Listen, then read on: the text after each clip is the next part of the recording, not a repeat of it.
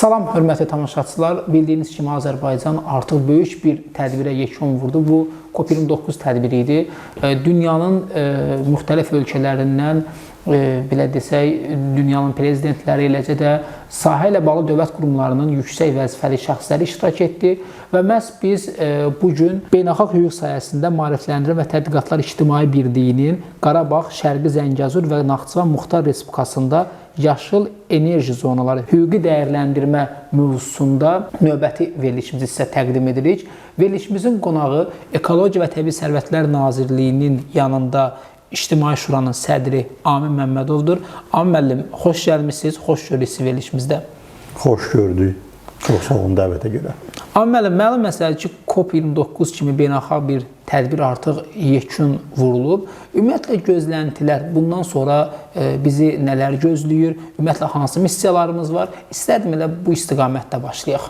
Çox sağ olun. Deməli, ümumiyyətlə mən istərdim bu suala cavab verməzdən əvvəl COP29 tədbirinin Azərbaycanda keçirilməsinə necə nail olduq? Bu barədə bir qısa arayış verim. Çünki bildiyiniz kimi biz bunu qısa olaraq COP29 adlandırdıqsa da tədbirin rəsmi adı BMT-nin iqlim dəyişmələri üzrə çərçivə konvensiyasının tərəflərinin görüşüdür.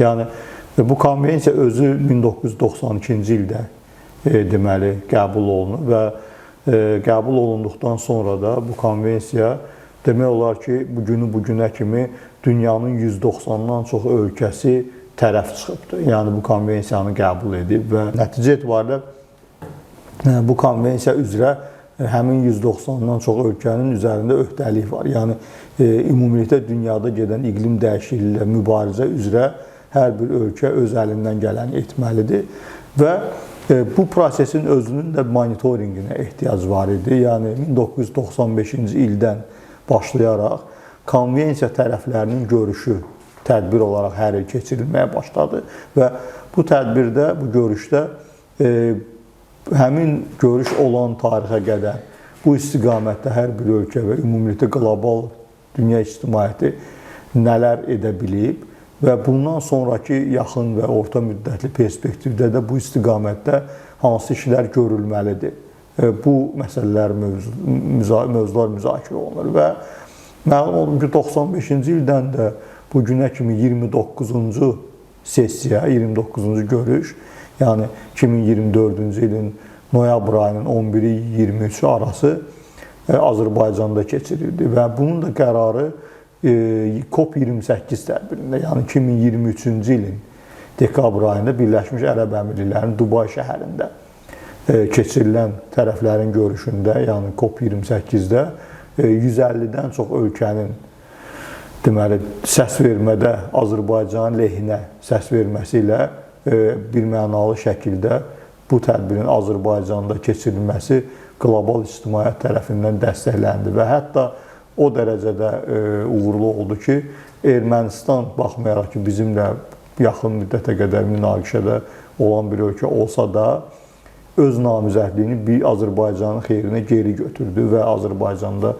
bu tədbirin keçirilməsinə Ermənistan da etiraz etmədi və nəticə etibarilə bizim cəmi bu tədbiri keçirməyə inzibati və logistik baxımdan 11 ayımız qalmışdı və hökumət tərəfindən artıq ölkə başçısının sərəncamı ilə təşkilat komitəsi təsis edildi və prezident administrasiyasının rəhbəri Samir Müəllim Nuriyev komitənin sədri kimi bu prosesə rəhbərlik etdi və burada bütün dövlət qurumlarının rəhbərləri, demək olar ki, bir çox əlaqəli dövlət qurumlarının rəhbərləri burada üzvü idi komissiyada və eyni zamanda vətəndaş cəmiyyətinin də təmsilçiləri var idi. Və deməli, təşkilat komitəsində həmçinin vətəndaş cəmiyyəti üzvləri də burada təmsil edilirdi və nəticədə noyabr ayında 2 həftədən çox müddət ərzində bu tədbir yüksək səviyyədə təşkil edildi. Tədbirə 76 min insan dünyadan qeydiyyatdan keçmişdi. Onun da əksər hissəsi Azərbaycana təşrif buyurdu. Yəni burada 76 min adamın eyni vaxtda Azərbaycanda olmasından söhbət getmirdi. Yəni onun bir hissəsi deyək ki, tədbirin ilk günlərində iştirak etdi. Digər hissəsi o tədbirin ortasında, digər hissəsi axıra yaxın gəldi. Müəyyən hissəsi bütün 2 həftə ərzində burada oldu. Yəni təmsil etdiyi qurumdan asılı olaraq hansı dövlət qurumunu təmsil edənlər daha çox qaldılar. Özəl sektoru və ya da vətəndaş cəmiyyətini təmsil edənlər 2 həftənin hamısını deyil, bir neçə gününü burada iştirak etdilər. Amma istənilən halda iştirak çox yüksək səviyyədə idi və bunun nəticəsində Azərbaycan artıq dünyaya özünü fərqli imicdə təqdim etmə imkanı qazandı. Çünki təəssüf ki, Azərbaycanı dünyada bir çox ölkələrdə neft, qaz hasil edən və ixrac edən bir ölkə kimi tanıyırdılar. Bu nöqtə nəzərdən deyilir ki, COP-un Azərbaycan keçirilməsi məqbul güya hesab etmirdilər. Bəziləri bunu istifadə etdi ki, COP belə deyək də burada daha belə deyək də az belə deyək nüfuza malik olsun. Burada keçirilməsi, Azərbaycanda keçirilməsi COP-un buna diqqəti yayındırmaq məqsədilə və yaxud da hətta təəssüf ki, Azərbaycana bir qədər düşmənçiliklə yanaşan qruplar var ki, onlar hətta belə deyək də qara PR məqsədi ilə bunu istifadə etdilər. Elə əslində növbəti sualım da ondan bağlı olacaqdı. Məsələn, siz orada qeyd edirsiniz ki, bəs düzdür, Ermənistan Azərbaycanın xeyrinə missiya irəli sürür, amma buna baxmayaraq COP tədbirləri zamanı onlar yenə də məkilli planlarından əl çəkmədilər. Müəyyən qədər təzyiqlər, yəni ki, belə deyək də uğurlu başa çatmasın deyə, xüsusən də məsələn biz Fransanı burada gördük, eləcə də qərb meylli dövlətləri, Ermənistana havadarlıq edən ölkələri gördük ki, müəyyən qədər belə deyək də yanlış dezinformasiya dünya mətbuatına verməklə və yaxud da müəyyən bir çağırışla sanki COP-u boykot etməyə. Düzdür, buna nail ola bilmədilər. Amma elə sual ilə onunla bağlıdır. Ümumiyyətlə bunlar məqsəd məlumdur, amma məram məlum deyil. İstərdim də bu barədə danışasınız. Bilirsiniz, məsələ ondadır ki, Azərbaycan cəmi 30 ildən bir qədər çox müstəqillik əldə etmiş dövlət və biz hamımız xatırlayırıq ki, baxmayaraq ki, həmin illər uşaqlıq və gənclik dövrümüz idi, amma çox ağır bir sınaqlardan keçmişik, yəni dövlət olaraq. Yəni keçmiş SSR-i dağıldıqdan sonra Azərbaycan müstəqilliyini əldə edəndə artıq müstəqilliyimizi biz qonşu ölkə ilə münaqişə ilə başladıq və o münaqişədə də qonşu ölkəyə böyük dəstək verən bir qüvvə var idi və bizim üçün bu müharibəndə qələbə qazanmaq da çətin idi və nəticədə torpaqlarımız işğal olundu. Amma Azərbaycanın eyni zamanda mən deyərdim ki, Allah Taala tərəfindən xilas edilməsi Ulu Öndərin hakimiyyətə gəlməsi ilə əlaqədar idi. Yəni Ulu Öndər Naxçıvandan Azərbaycana gəldi və bugün biz Qurtuluş kimi qeyd etdiyimiz iyun ayında və ölkədə belə deyək də baş verən xaosu tənzimlədi və atəşkəsi bağlamaqla həm belə deyək də itkilərimizin azalmasına töhfə vermiş oldu. Amma eyni zamanda dövlətin güclənməsi və ordu quruculuğuna diqqəti yönəltdi və həmçinin 94-cü ildə məşhur əsrin kontraktı adlanan, əsrin müqaviləsi adlanan müqavilə ilə Azərbaycanın karbohidrogen yataqlarındakı təbii sərvətlərinin qərb ölkələrinə ixracı başladı və buradan gələn gəlirlərlə də onun layiqli davamçısı cənab prezident İlham Əliyevin dövründə də 2003-cü ildən başlayaraq bu siyasət daha da genişləndirilmiş şəkildə davam etdi və nəticə etibarilə biz dünyada mən deyərdim ki, heç bir ölkənin edə bilməyəcəyi bir işi gördük. Yəni hamı BMT-nin Təhlükəsizlik Şurası və digər qurumlarına ümid bağlasa da öz problemlərinin həllində biz 27 il gözlədikdən sonra heç bir nəticəni görməyəndə öz əskərimizin, ordumuzun hesabına öz suverenliyimizi, ərazi bütövlüyümüzü bərpa etdik. Yəni bu özü o siz dediyiniz havadarlar olsun, ermənidən çox erməni olmaq istəyənlər olsun, onların həzm edə bilmədiyi bir məsələ idi və onda da Azərbaycanın qarşısını ala bilmədiklərinə görə Azərbaycanın növbəti uğuru olan, yəni iqlim dəyişikliyi ilə mübarizə sahəsində ən böyük və mötəbər tədbiri öz paytaxtına gətirməsi kimi bir faktdır. Onlar normal qarşılaya bilmədilər və burada əllərindən gələn, belə deyək, onların düşüncəsində maniyəni pisliyə etməyə çalışdılar, amma hamısı özlərinə qaldı. Yəni nəticə etibarilə sizin elə ilk sualınızda Azərbaycana bu nə vəd edir? Nələr qazanır? Sualı elə qoydunuz və mən də niyə görə məsələnin bir qədər əvvəlinə, tarixçəsinə toxundum ki, biz burada nələr bizə vəd edir deməmişdən əvvəl biz hətta bu belə də qeyri-mümkün mən deyərdim nailiyyəti necə əldə etdik? Yəni burada mütləq şəkildə qeyd etməliyik ki, Azərbaycan qoşulmama hərəkatına 3 il sədrlik etdi və cənab prezidentin apardığı mahir diplomatiya, yəni xarici siyasətimizdəki uğurlar, bütün bu qoşulmama hərəkatındakı olan ölkələrlə qurulmuş yüksək səviyyəli münasibətlər, dost münasibətlər Azərbaycana dünyadakı ictimai dəstəyi, siyasi dəstəyi qazanmağa imkan yaratdı və həmin o dəstəyin sayəsində hamı Azərbaycanı bu cür tədbiri keçirməyə, baxmayaraq ki, müstəqilliyini yeni əldə etmiş demək olar ki, yəni gənc bir dövlət olmasına baxmayaraq layiq bildilər və inzibati və logistik baxımdan, təşkilatı baxımdan da biz sübut etdik ki, istənilən inkişaf etmiş ölkədən qat-qat yaxşı səviyyədə biz bunu təşkil edə bilərik və etdik. Yəni, istər Azərbaycan gənclərinin orada könüllü kimi cəlb olunub, işləməyindən və fəaliyyət göstərməyindən tutmuş, Azərbaycanın dövlət qurumları, özəl sektoru, vətəndaş cəmiyyətinin burada fəal iştirakına qədər. Bunlar hamısı öz rolunu oynadı və buradan gedən o dediyim 10 minlərlə iştirakçı hamısı hər baxımdan məmnun getdi. İstər təhlükəsizliklərinin təmin edilməsi, yəni həmin qonaqları mən bir misal kimi deyim ki, gecə saat 3-də, 4-də də mən küçədə görürdüm.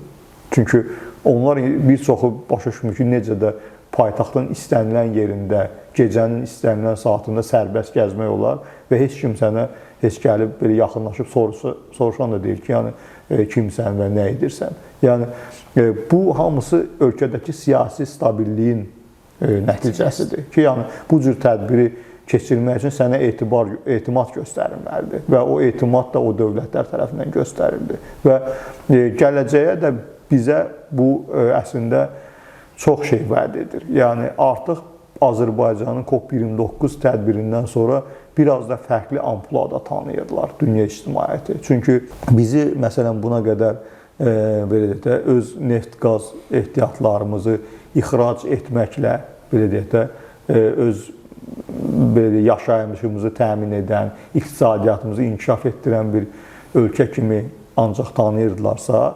COP29-da onlar Azərbaycanın həm də bərpa olunan enerji və ətraf mühitin mühafizəsi və iqlim dəyişikliyi ilə mübarizə sahəsində necə işlər, möhtəşəm və böyük işlər görməyinin şahidi oldu. Yəni, istər Azərbaycanın ərazisində yaşıllıq ərazilərinin çoxaldılması, bildiyiniz kimi iqlim dəyişikliyi ilə mübarizədə birinci faktor odur. Yəni, iqlim dəyişikliyi səhralaşmaya gətirir, çıxarır və səhralaşma ilə mübarizə üçün də sən ərazinin çox hissəsini yaşıllaşdırmalısan.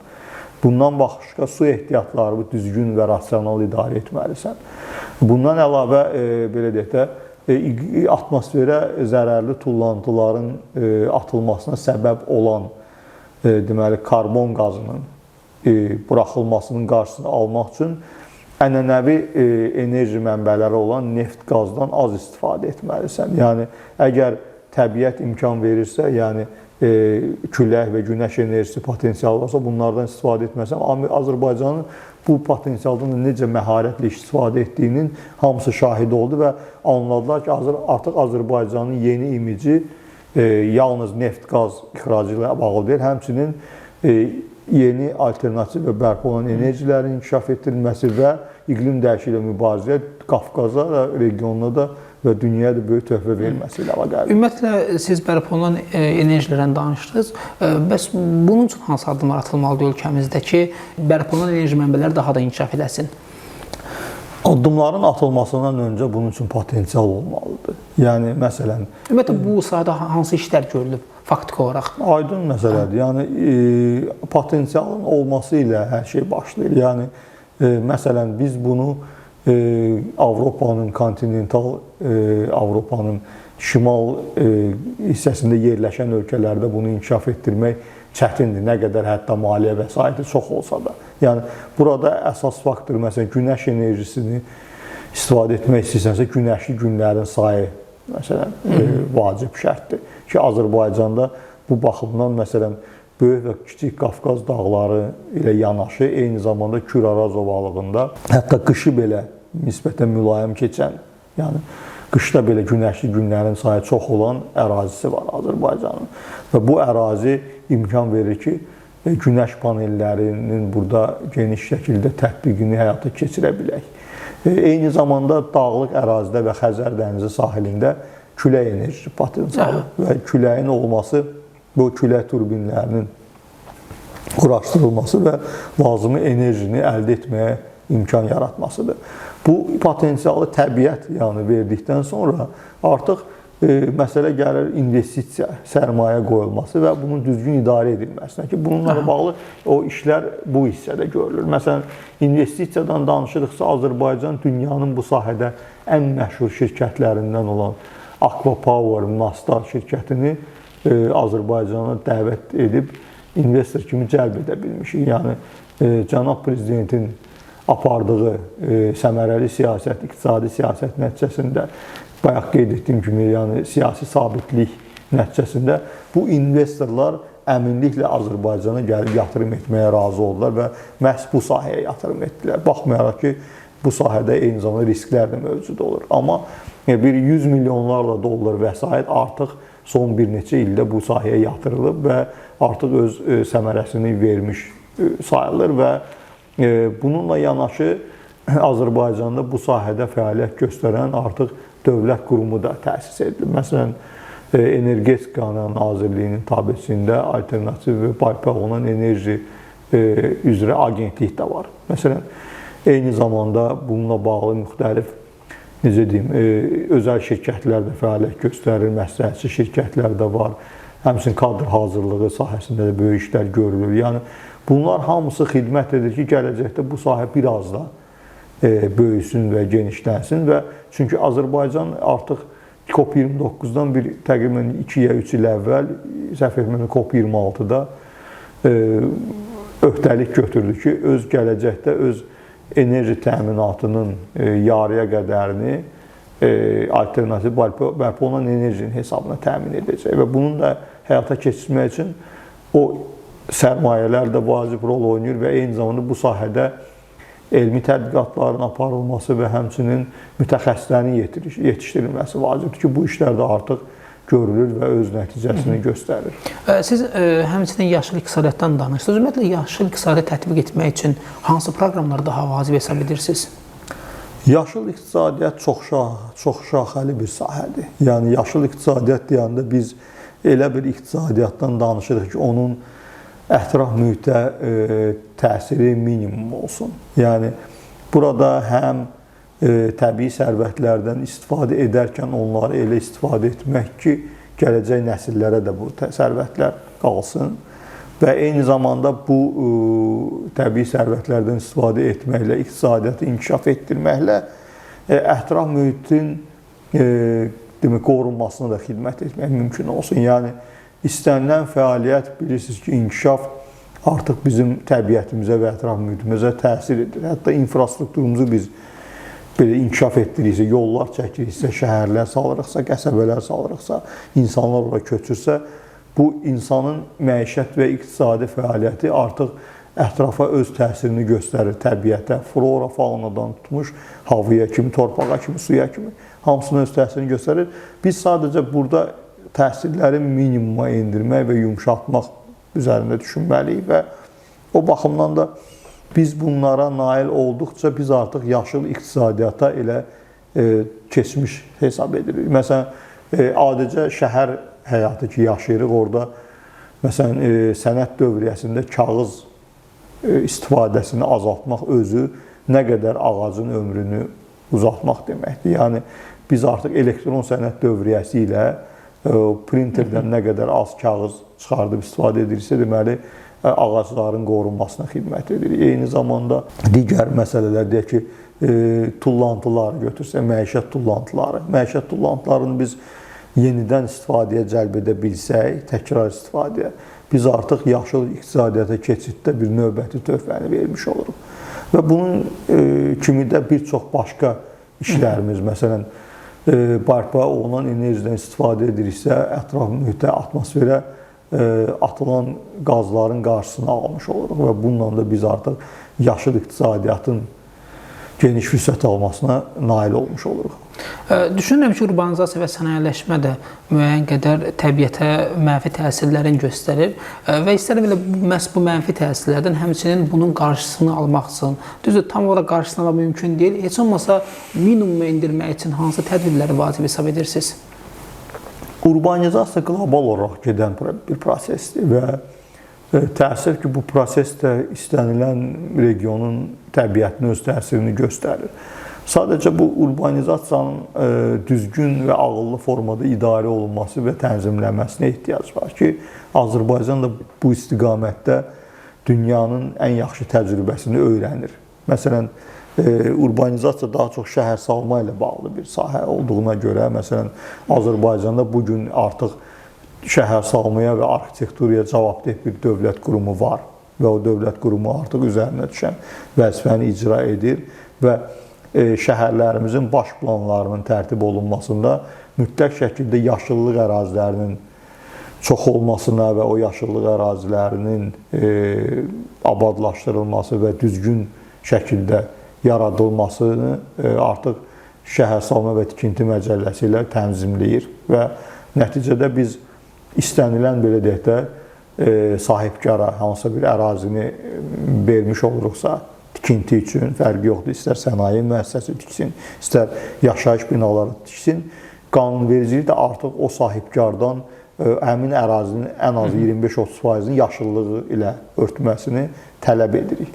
Bunu artıq sahibkar üzərinə öhdəlik kimi götürürsə, yəni dama-dama göl olur. Yəni hərə öz sahəsində 25% yaşıllıq yaratsa, o ümumilikdə şəhərin çox ərazisinin yaşıllaşdırılmasına töhfə vermiş olacaq və eyni zamanda biz Ekologiya və Təbii Sərvətlər Nazirliyi özü və digər əlaqədar qurumlar ölkədə kütləvi şəkildə yaşıllıqların çoxaldılması üçün, yəni ağacların çox əkilməsi üçün öz üzərinə düşən vəzifələri icra edir. Məsələn, məlum olduğu kimi, məsələn, işğaldan azad edilmiş ərazilərimizdə 10 minlərlə hektar ərazi təəssüf ki, yaşıllıq ərazisi məhv edildi. Meşələrimiz qırıldı, məhv edildi.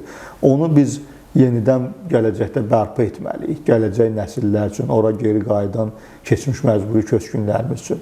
Və əlbəttə ki, birinci minanı təmizləməliyik oradan. Ondan sonra orada onların belə deyək də, sağlam yaşayışını təmin etmək üçün biz oranı yenidən yaşıllaşdırmalıyıq və bunun üçün də məsələn qardaş Türkiyənin deməli Tarım və Orman Bakanlığı, yəni Meşə və Kənd Təsərrüfatı Nazirliyi ilə birlikdə Cəbrayılda tinkçilik mərkəzi salınıb və orada istehsal edilən tinklərlə Qarabağ regionunun böyük bir əraziləri, hektarlarla ərazisi yenidən yaşıllaşdırılacaq və bu yaşıllaşdırma işləri özü, məsələn, dövlətin bu urbanizasiyanın mənfi təsirlərinin azaldılması istiqamətində gördüyü mühüm işlərdir. Yəni, və bu kimi lokal işlər də var. Özümüz də izləyirsinizsə, siz media, vətəndaş cəmiyyəti bu ağac əkmə kampanyalarında fəal cəlb edirik. Son vaxtlar daha da artıq. Bəli, yəni milyonlarla ağac, məsələn 2024-cü ilə artıq bir 5 milyondan çox ağacın